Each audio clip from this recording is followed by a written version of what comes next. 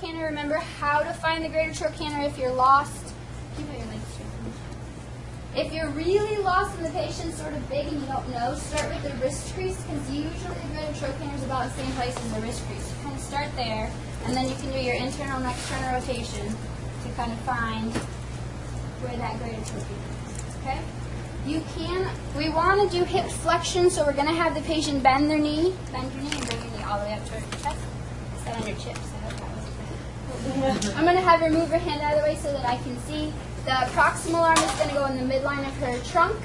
The distal arm is going to go in the midline of her femur, using the lateral epicondyle as our reference point. Okay, so bend as far as you can go. Okay, and I got 110 degrees. Remember, in that sort of before 90, after 90 space, what did she do? More than 90 or less than 90? So the first thing my eyes went to was 70, and I said, nope, it was more than 70. It's 110. Okay, so remember how to read your goniometer. And don't tell me on the practical it's about 110. It is 110. You're the expert. Okay, flip over for me. Oh, there are pictures for the board, but nobody can. When you do hip extension, the biggest thing that the patients will try to do is raise your leg up as far as you can. Good, now really try to raise it up. Be a patient. Oh, okay, let me measure that, right? Okay, so you need to make sure that your patient keeps their pelvis on the mat. So I usually tell them, I want you to keep your hip bones down and just try to lift your hip up as far as you can. It may help to bend your, it won't help to bend your knee. What happens if she bends her knee? Oh, now she's tight across here. So she actually needs to keep her knee straight to get what we're looking for. Same landmarks. And I got 10 degrees. Okay? Normal's 10 to 15, you know. Back on your back for me. We're going to do ab and abduction next. We did a abduction earlier when we talked about goniometry at the very beginning. Can you put your legs down for me? So the first thing you're going to do is go to ASIS's, and I think I'm going to go on that side just so you can see. Or I'm not going to.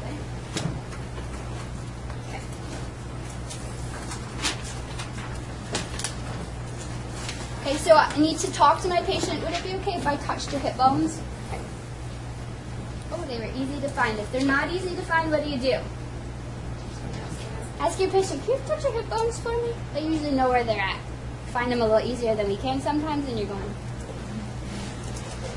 Okay, so we're going to do abduction. The biggest thing on this one to remember is that you need to teach your patient to keep their knee and their foot towards the ceiling. What happens is they want to please you again, kind of like extension, so they'll externally rotate, and they've got, whoa, look at that abduction. Okay, not so much. Okay, hip and knee, or knee and foot towards the.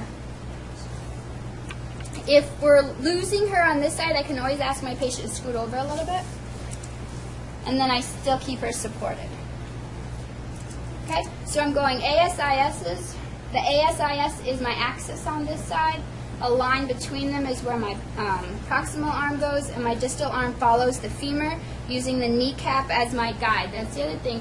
If the patella is rotated out here, how do I find that line, okay? So I measured. Oh, crap, it's those red numbers. Okay, so we started at 0, so I got to look at my red numbers, and she's at 25 degrees. Okay? For adduction, I'm going to have you scoot this way, okay? It's a little bit different because I've got to get this leg out of the way. There's lots of things that can happen when you ask the patient to get this leg out of the way, because then they can start rotating their pelvis and doing all kinds of things. So you may want to help them and position that leg sort of out of the way. Then I still have to follow the pelvis and my line across the ASIS's. That tends to move down a little bit. So don't try to make it completely straight across the patient. Follow the ASIS's. That'll probably be down just a little as she goes. And then go into adduction for me.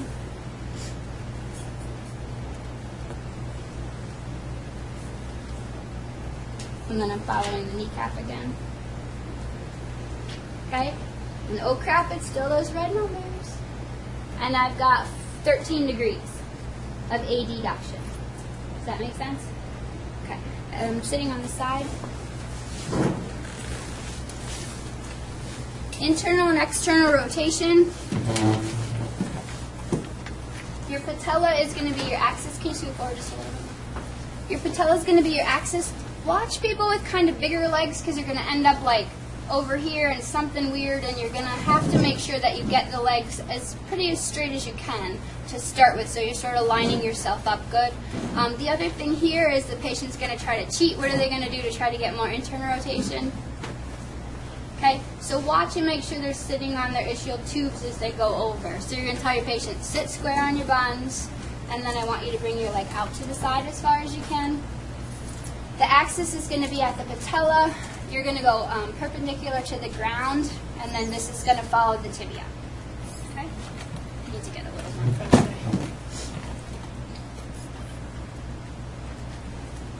Okay? And she has 31 degrees of internal rotation, and then she'll do external rotation. And again, remember to watch what the femur's doing. Don't get mixed up with the femur and the leg, because the leg's going in, but we're doing external rotation. Same landmarks. And she has 26 degrees of external rotation. Okay? Practice those.